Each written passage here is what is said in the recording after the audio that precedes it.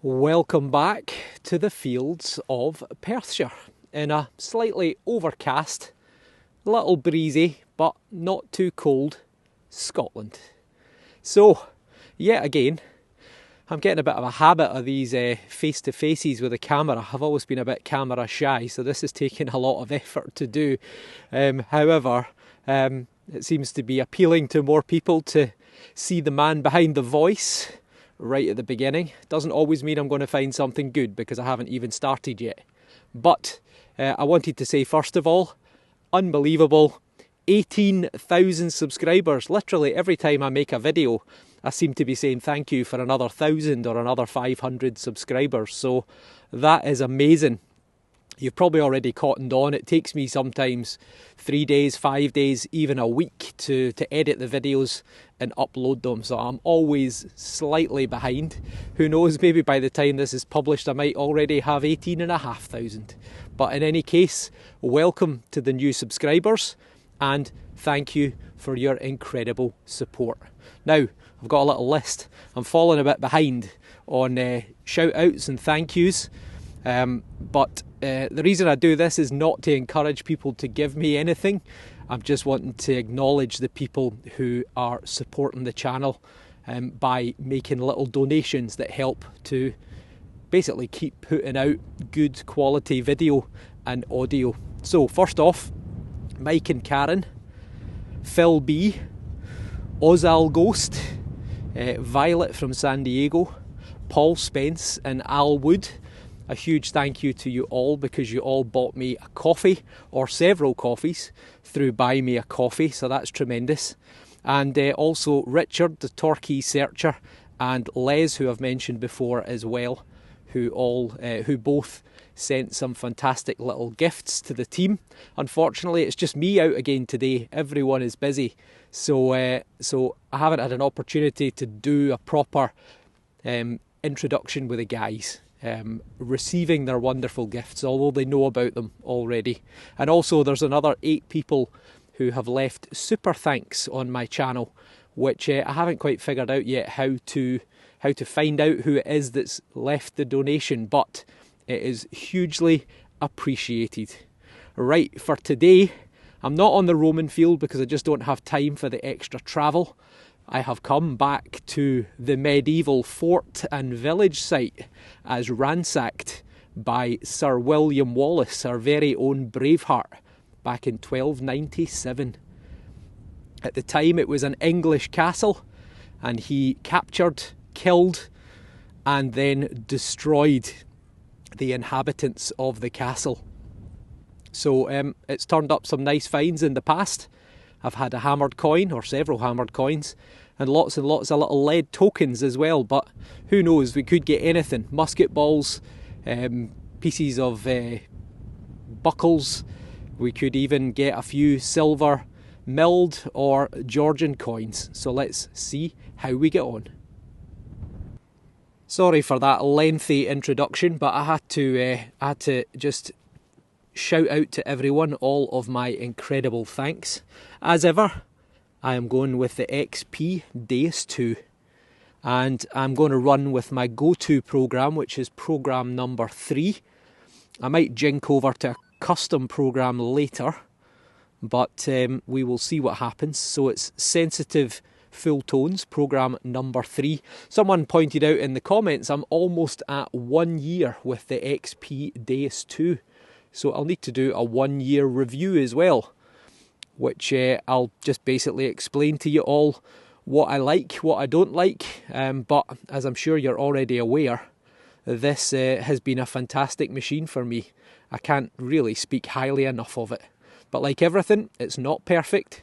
So I'll give you a warts and all review sometime soon.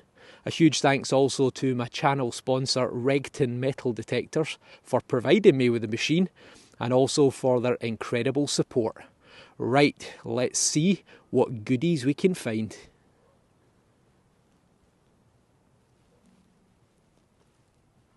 I'm very surprised because it's taken me 33 minutes to get my first diggable target. I've had a couple of sounds, but I knew they were iron, so they've been ignored. But we've got Pretty solid 65, 66, right about there, which I hope is worth the wait. First hole, first dig, first spadeful. Oh. Right, we're out. So fingers crossed, as I say, that it's worth the wait. I expected to get signals practically straight away, but this field has just been ploughed. We might actually have a wee lead token straight away. Well, straight away. In the first hole. It is. It is a little lead token. So yeah, this field got ploughed about 2 weeks ago. So it is very soft. Oop, put more mud on it that I'm going to get off it. You can see how sandy the soil is round here because we're close to a river. Get off. There we go. So what have we got on the back? Not a lot, to be honest. But the other side showed a bit more promise. So it is a little lead token. I'm not going to wet it because I did that with one of them before and the surface all started to come off. See how it's quite flaky. But it's a little lead token, so this could be certainly 300, 400 years old, but I mean it could be medieval. So it could be for either payment or for trade. Some people call them field tallies as well, used for counting, but it's got the cross with the dots in each corner, like a medieval coin would have. So that always makes me think that it's probably a little bit older, which would be fantastic. Contemporary with the village? Could well be. We know that it was destroyed in the 1650s by Oliver Cromwell's right-hand man, General Monk, when he invaded Scotland, after Scotland proclaimed Charles II as king, which annoyed Oliver Cromwell, who was head of the Republic. But that's another story. What a great start. I'm a happy man. Well worth the wait. I often think metal detecting is a lot like fishing. Perseverance pays off. And I just got the token there, 30 odd minutes. And right here I've got signal number 2.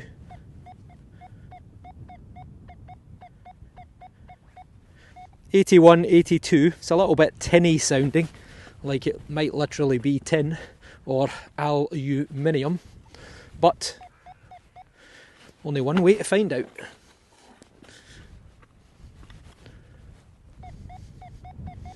It's getting deeper, which sometimes isn't such a good thing.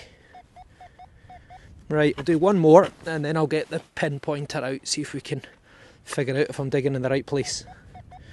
And the answer is maybe. Okay.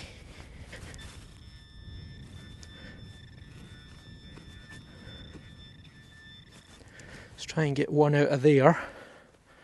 Kind of one-handed. I might have been a little bit too far back.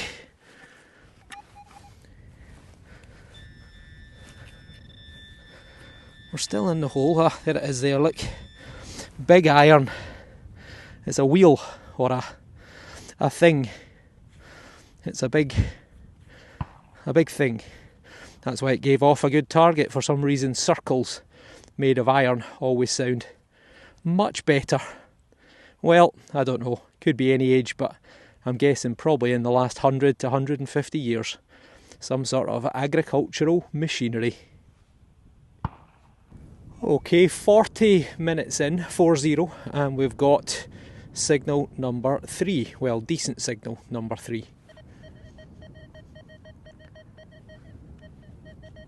Pretty consistent 70, I would say, within the realms of a bit of copper or a bit of lead.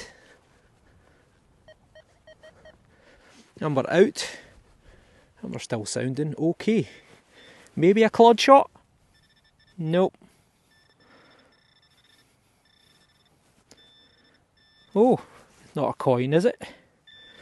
Tell you what, it could be a coin. I think it is a coin.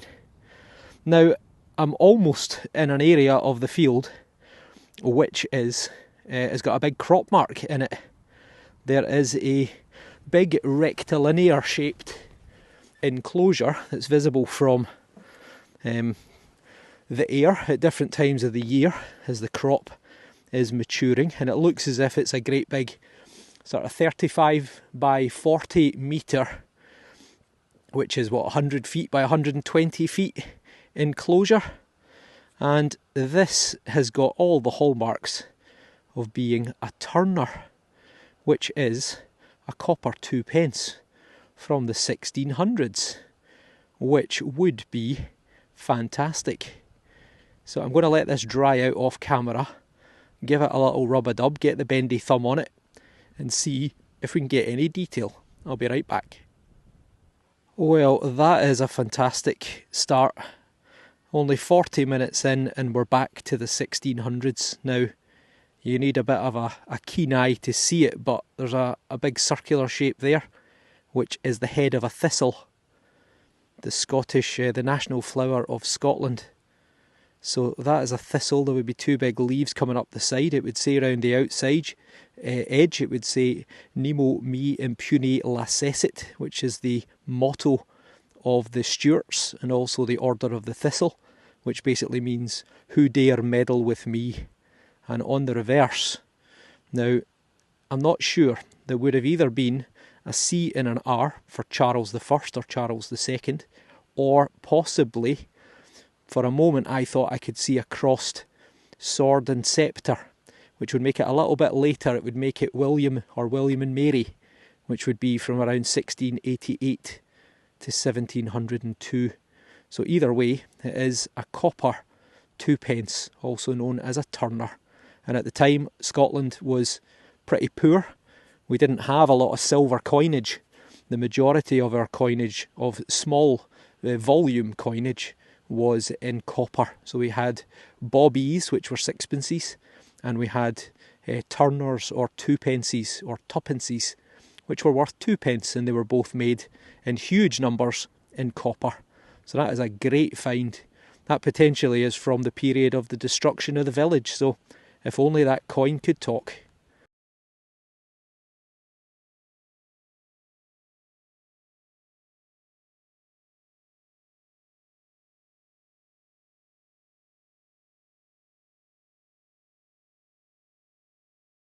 I didn't film this one, kind of wish I had. Well, might still turn out to be junk, but listen here. That's where the signal initially came from, but there was two tones to it. Took a spadeful out, sounds like big iron. And listen to that. 79. So that's good separation right there, that there's iron in the hole, but it's still been able to pick out something else. Maybe something good. Oh, haha! I think we've got another token. We have, it's lead. I think there's a cross there, maybe. A bit squint, but I think it's a cross. And that is another token. You beauty. You beauty. I'm only 55 minutes in. This is a pretty fantastic start. Just give it a light rub. Almost looks like a figure there. I think it's just... yeah. No, I think it's just a cross that's gone a bit wrong. It's a bit squint. On this side looks a bit better. Yep. So you can see there's a cross and there are 4 dots. So I don't know if that's a bit of damage or a misstrike or something like that there, but so yeah, it's another one of these field tokens or field tallies, which may well be from 1600s or even back to the 1200s, 1300s, but it's another great find. A wee chirpy 86, 87. I wouldn't say it's the best. Could be a coin on its edge, so well worth just taking that spadeful out, as I always say. And we're out. Yeah, I still don't think it's a coin. But this is why we detect. Ah, I think we've maybe got a button. Oh, dropped it. Yeah, it's a bit of lead, possibly. You know, some sort of button or stud. Oh well, a deep one, 12 to 13 inches, sounded a bit ropey, but dug it anyway. And I've got another ring thing, smaller this time. Probably an eyelet off a chain or some sort of horse harness.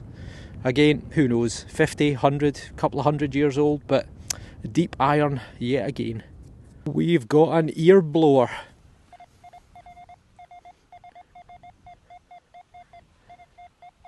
£79. I was going to say a coin all day long, but it seems an awful low output. Normally coins are a bit higher than that, but happy to be proved wrong. A bit deeper this time. Spade number 2. We're out.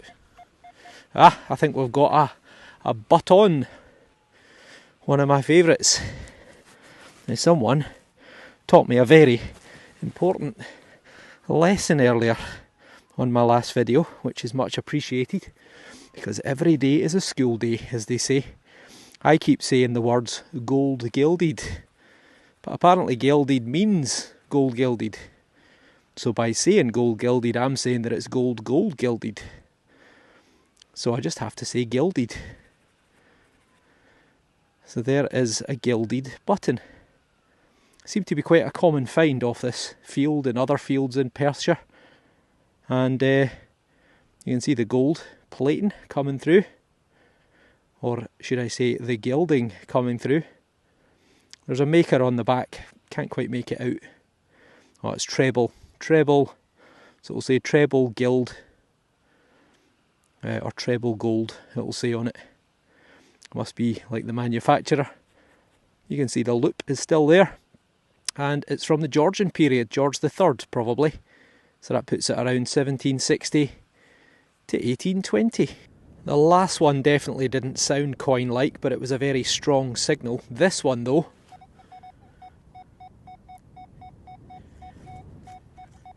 a very solid 82.83, which is well within the realms of coin territory.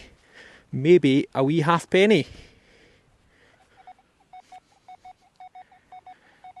Still 82.83, there is a little bit of iron in there as well though.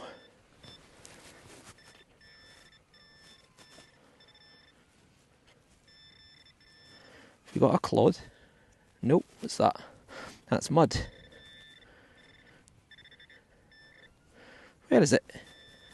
It's there somewhere. Ah, look at that. Right there. Yep, that is it all right. We have got a very heavily muddied coin. And it looks about the right size for a halfpenny. Have we got a wee imprint? Oh, not really, it's kind of stuck to it. There you go. We have got Victoria. Queen Victoria. It's in pretty good condition. It's got a nice little green tone to it. Give it a wee rub on the jumper. A wee burnish. There you go. Good detail on there. Victoria, by the grace of God, Queen of the Britons, Defender of the Faith. And you can see her young head looking to the left hand side, so it's going to be pre 1890-ish. And we have got 1860. Is it a 3 or a 5? I thought for a wee minute there I had another coin, 86.87. It was just literally on the surface. I just kicked the furrow out the way and it appeared. So it's not a coin unfortunately, but you can see why it thought it was a coin. Copper alloy or brass, and a nice circular shape, nice and heavy. I think it's a furniture fitting, probably a little drawer pull. There's a farm just off to my left. Probably someone 100 or so years ago brought a bit of furniture into the field, set it on fire, and this is all that's survived. That's a funny bit of what I initially thought was pottery, but it's not. I think it's actually a lump of stone. But it is. It's a lump of stone, but it looks more like limestone or chalk, which we don't get in this area. So it's stuck out. What do you reckon? In the medieval period, was there a use for lime or chalk. I'm guessing there would have been. Maybe even for fertiliser for the land. Honestly cannot say that I've found a bit of that before on this field. This is also the field that produced that little carved rock with a little Christian cross on it. So I'm always looking out for eyes only finds. So be interested to hear, what is it and why is it here? Let me know in the comments below. An hour and 35 minutes in, and a very nice 77. Very nice. I'm expecting something good here. Maybe a token again? Or a coin? Well, I wasn't expecting a coin because it's a bit low for a coin. In fact, I don't even need my pinpointer. Put that away. Or is it a button? Ah, is it? Oh no, it's a coin. I can see the words IND, I-N-D. And I think it's going to be Victoria again. But not in good condition, this one. That's strange. We've got a mid-tone here. 52. In fact, that isn't it there, is it? Nope, that's a potato. Or what's left of a potato. So 52, mid-tone, maybe foil. Ah, and it's vanished. On the spade. It was indeed. Always check your spade. Maybe even just a wee slither of copper or something.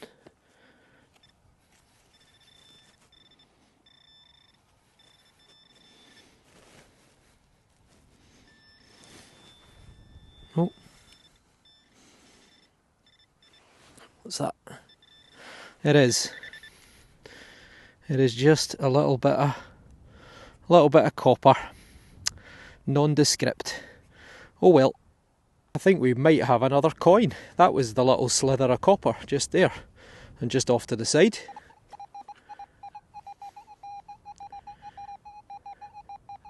Is an 87, which sounds pretty good to me. It sounds like a potential penny. I think I just saw a bit of green on the edge there. Just over there. I did. It's either going to be a coin or a dreaded button. And I'm thinking penny all day long. Ah, there's a bit of green, look. Ta-da. Ugh. What's that? Now that is a penny. Oh, beautiful tone again. 1908. So that is going to be Edward. Edward the... What did he call himself? Was it the 6th? Or the 7th? No, it was the 7th. So, let me give it a wee brush just to get a wee bit of the mud out there. It's in a lot better condition than the last Victoria, that's for sure. But it's got a very nice tone and colour. So 1908, 1 penny, Britannia seated on the back there. He was known as Albert Edward, but to his family he was called Bertie. In the British press he was often referred to as Dirty Bertie. He takes the throne in 1901 and he was dead by 1910. Heavy smoker and drinker, so stay off the cigarettes and the booze. 1908, nice coin, brilliant. We have a 80, 79.80. Maybe a bit of a leady sort of tone to it, possibly. God, it's all over the shop now. It's way up to 94. Could be the dreaded tin can. Well, I've moved it. There we go there, maybe. There we go. I can see something green. I think it's going to be a screw, isn't it? Or a bolt. That's a bit different, isn't it? That is a bit different. Oh, it's got a little hole through it as well. Well, initially I saw that and it looks kind of threaded. And I thought it's going to be a... It's going to be a screw of some description, but it looks like a little bit more than that. I don't know, it could just be some sort of decorative finial off a bit of furniture. Strange that it's got that hole there which doesn't go all the way through. It's been decorated. Not sure. Leather or wood related, I'm guessing. But let me know in the comments below. Don't think it's particularly old. 100, 200 years maybe. This time it's a 71.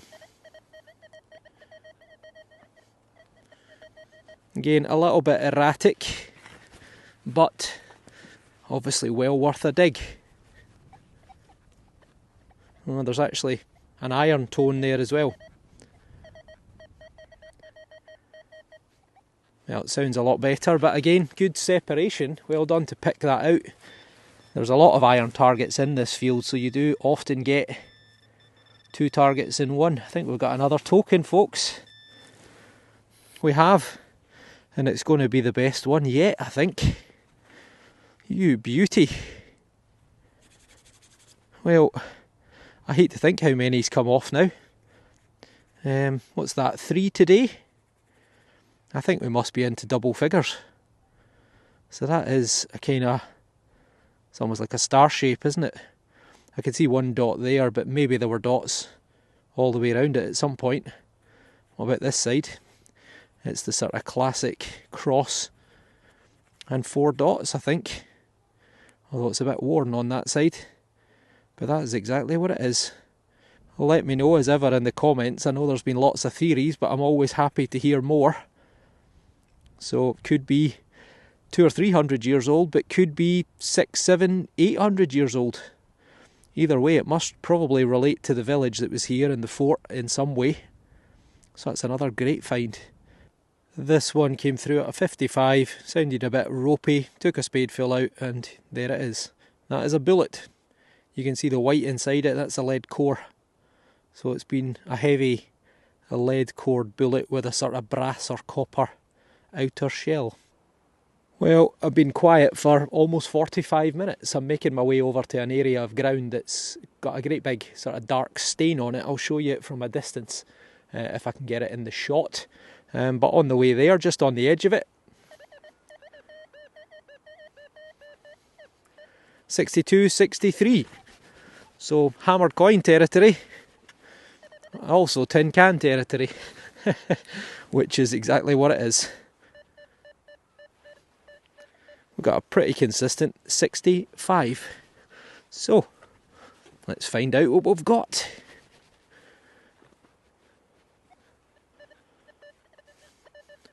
Not particularly deep. In fact, I can see something round right there. Is that it? That is it. And I think we've got another token.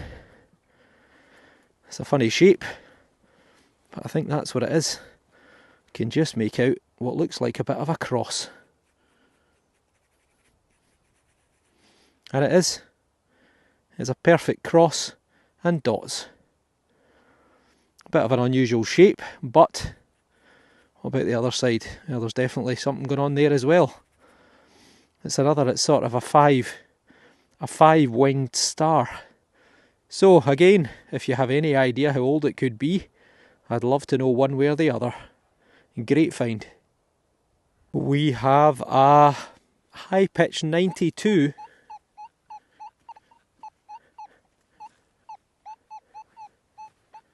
Which is well within the realms of silver and also Georgian copper and also the dreaded tin can. So still sounds okay. It's a bit chirpy in the background. Could just be a bit of interference though. And the deeper we go, the more tin canny it's likely to be.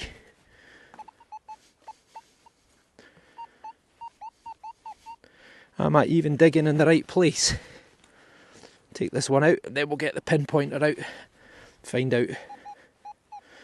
Well, it's still saying it's down the hole.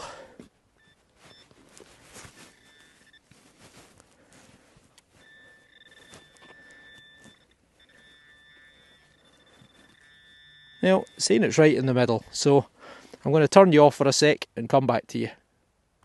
Well, you might be able to tell by my heavy breathing that we're out the hole, and my God, we were deep. Again, 12 or 13 inches, no obvious tin can yet. Also no obvious axe head, but damn, we have a tin can related item. Some sort of container. Well, you got to dig it to find out. Just coming in the top right hand side is the dark stain area on the soil that I mentioned. You might be able to just make it out. The light's not great, the sun is refusing to come out, but it's about 20 metres across, which is about 65 feet, and it is a relatively circular shape. Right in the centre of it, just there, is where I got that final, hopefully more to come, but that last lead token. So who knows, but you can see it's a lot browner soil in this area, so maybe indicative of, who knows, burning or storage of manure or a building of some description, but we'll keep on hunting. Another area that's caught my eye is this area here. See how the stone changes? Look at the amount of stone in the ground running off in that direction, and then it drops down into a little hollow, and then you can just right at the top of the screen maybe see that dark stain, and that dark stained patch in the distance at the top of the screen. So who knows, maybe an old road boundary, an old roadway, a trackway. Maybe a wall of a building was here at some point. It's been demolished, or maybe it's just geological and it's been ploughed up. But either way, always worth investigating. We could have a bit of silver. Get that stone out of the way. Ugh.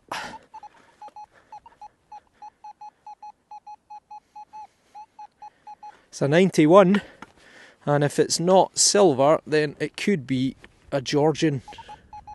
Georgian coins often come through, the Georgian coppers come through in the 90s. Stones.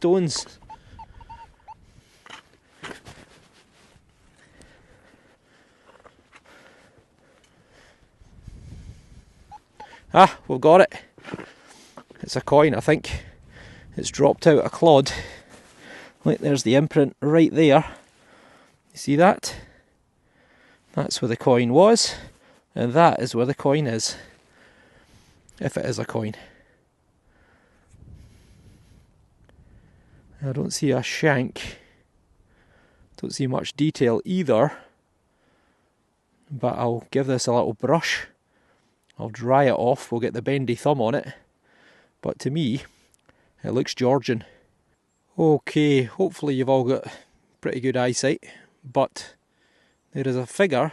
Almost looks like they're wearing a ball gown in this area.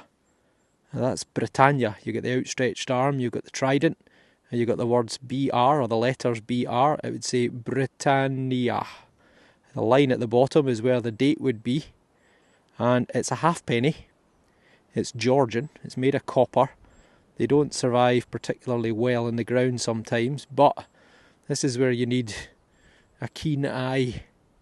Now, what are we going with? Head facing left or head facing right? Well, I think it's a head facing left. I think that's the nose there and the hair coming down from up here. But what do you reckon? I can just make out a few faint letters and what I think is a 1-1 just here. So I think it's George II. It's a little bit irregular in shape. It's slightly fatter at one end than it is at the other. That's often indicative that it's George I or II.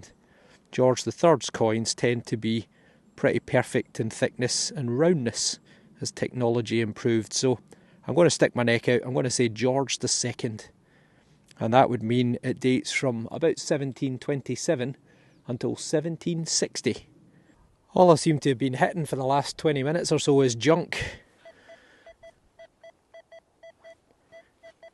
I keep filming them just in case, so maybe this will make the viewing, maybe it won't. It's a 74. Sounds reasonable, now it's out. Come on, no more tin foil, no more aluminium. I tell you what, it could be a coin. I think it is a coin. It can't be a coin at 74. No way. No, I think it's a coin. That's bizarre. If it is a coin, it's seen better days. Let's give it a wee gentle rub. See if there's anything coin-like on there or not. If it's a penny, it's got the right size anyway. I would expect to at least see some detail, but I can't see anything. Right, I'm going to give this a wee rub up off camera. Maybe it was on edge, but maybe it isn't a coin, but I'll get back to you in a sec.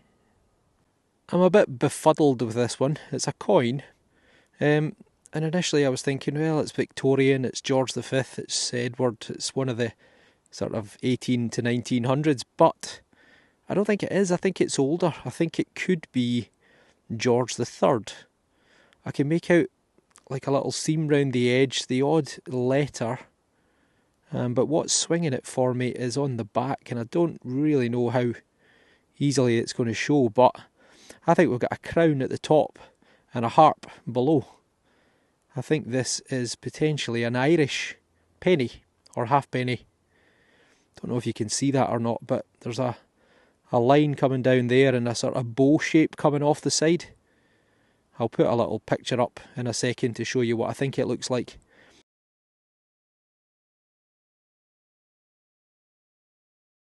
So I think it is. I think it's an Irish issue halfpenny, which would put it potentially as George III. So 1760 to 1820. So let me know again in the comments what you think. Am I going blind? I'm rapidly losing sunlight, but I don't want to stop. An 85, could be a coin, but it's a bit tinny sounding as well. Maybe a bit of iron. Is it a clod? It is. We've got a clod. Oh. Somewhere in here. Somewhere in there. Maybe a dreaded button. Something there, which might be a stone. It is a stone. And I've lost it. I've lost it. What an idiot. How did that happen? Right, there. No. There. No. There. Yes. Ah, we've got a bullet. Oh, actually show you what we're looking at. That might help. We've got a bullet. I think it's from a revolver. I don't know, what would you call that? A 45? I have no idea, because I don't really know anything about guns, but it's got a lead core, so it's probably 50, 100, 150 years old. Maybe even from the military when they used to do a lot of training in this area in the Second World War. Excellent. There we go then. That is the best of a bunch of stuff. 1, 2, 3, 4, 5 coins, 6 coins, including the little Charles, or maybe Gavilum. You can just see the thistle that I mentioned on it before. So it's going to be Charles I, Charles II, or William III of England, also known as William II of Scotland. So it's going to be sometime in the 1600s, but that is the oldest guaranteed find of the day, so I can't complain about that. Then we've got a George II, a George III, 2 Victoria halfpennies, and her son, Edward VII. And then we've got 1, 2, 3, 4 of the lead tokens. This is probably the best. It's got the best strike on it. It's a bit of an egg shape rather than a circle, but 4 of them off this field, which I think brings us up to double figures now. A gilded button, not a gold gilded, gilded. And then a few furniture related bits and pieces. So, as ever, let me know in the comments if you've got any theories. Well, that is it from the fields of Perthshire for another dig. Not a bad little haul. a good collection of stuff, potentially 300 or 400 years of history. And those lead tokens, which just confound me because I just seem to get so much conflicting dating, could be 300 or 400, but could be 500, 600, 700, 800 years old. So as ever, let me know your theories. I had a catch up with a farmer yesterday about the Roman field, and unfortunately he's going to be planting it shortly with barley. So 2 to 3 weeks potentially, and that's all the time we're going to have until harvest in August. So I'm going to need to try and get on that as soon as possible, spend as much time before it's off limits. So as I said at the start, firstly, thank you for 18,000 subscribers. Who knows, by the time I publish this or get this edited and uploaded, it could be 18 and a half. It's just unbelievable. I go to Detectiveville with the guys. There'll be myself, there'll be Albert, there will be Martin and Peter, and also now Simon will be there, the new convert to metal detecting. So there'll be 5 of us.